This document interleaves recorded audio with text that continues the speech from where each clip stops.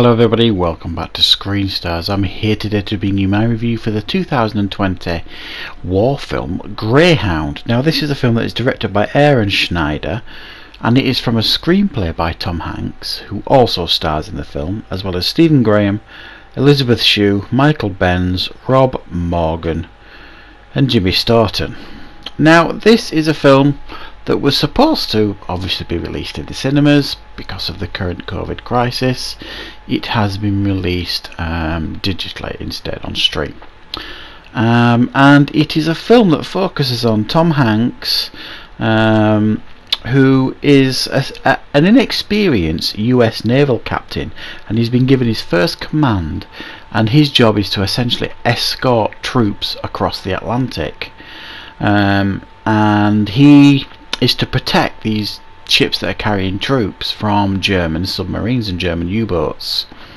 However, along the way they are engaged by a number of German U-boats intent on taking as many of these passenger ships as they can, carrying troops and supplies, as well as Tom Hanks' own ship Greyhound as well.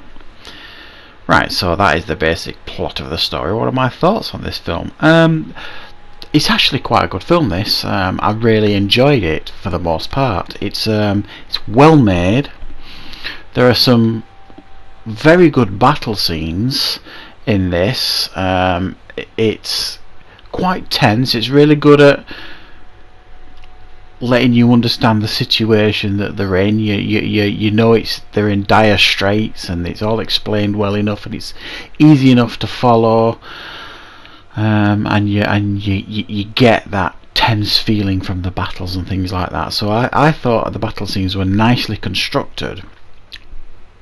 The biggest criticism that I have of this film is it's actually probably a little bit too short. It's only 90 minutes, so what you actually get in this film is no time to breathe. You get 10 minutes, film starts, you get a strange scene with Tom Hanks proposing to Elizabeth Shue, and then he's off on this ship doing this mission, and then once they start, bam, it just doesn't stop after that. Then it's just like engagement after engagement after engagement all the way across the Atlantic, basically, or so it would seem. That's the impression you get from this film.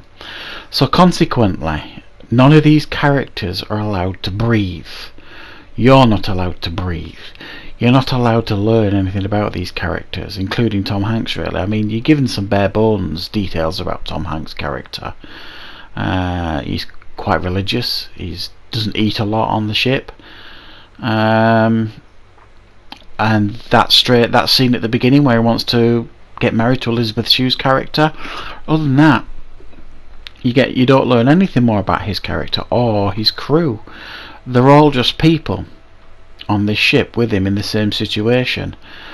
And I think it would have helped this film enormously if they'd have had another 10 or 15 minutes of this film and just stretched it out a little bit and give these characters a little bit of an opportunity to breathe and for us to get to know them a little bit more.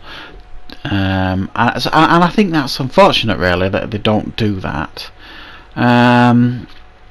It's got this weird soundtrack as well, this film, that it sounds like a horror soundtrack. I mean, I've just been watching recently like some of the Annabelle films, catching up with some of them with my wife who hasn't seen them, and it actually reminded me of the Annabelle soundtrack almost. It was a weird soundtrack that seemed like it fit into a horror film more than a World War II drama. So that seemed a little bit out of place, but other than that, it's a nicely made film that looks great. Tom Hanks is Tom Hanks. The man's incapable of a poor performance, and he carries this film particularly well. And like I say, it's based on his own screenplay. I'm not actually sure if it was based on real events. I mean, it does give you some spiel at the end and some footage about the Battle of the Atlantic and how many ships were lost, how many people died, doing these crossovers. And obviously the numbers are significant, so I don't think it's based on real events. I think it's just based on, you know, the situation that these ships are in on an almost daily basis trying to cross the Atlantic. It was obviously a very, very difficult scenario to do, and you were constantly at risk and constantly in danger. And that film successfully translates that to the screen. But like I say, it doesn't allow you to sit and breathe and understand these characters a little bit more. And I mean, if it's to believe this film, Tom Hanks never eats a thing from the minute he sets off to the minute, you know, the film ends. You know, the chef on the ship is constantly making him food and trying to get him to eat, and he never does.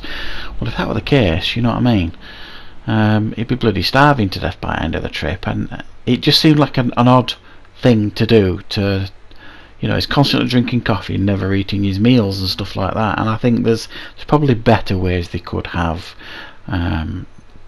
characterised his character, and certainly better ways they could have characterised the rest of the crew and gave them a little bit more to do, especially Stephen Graham, who's excellent.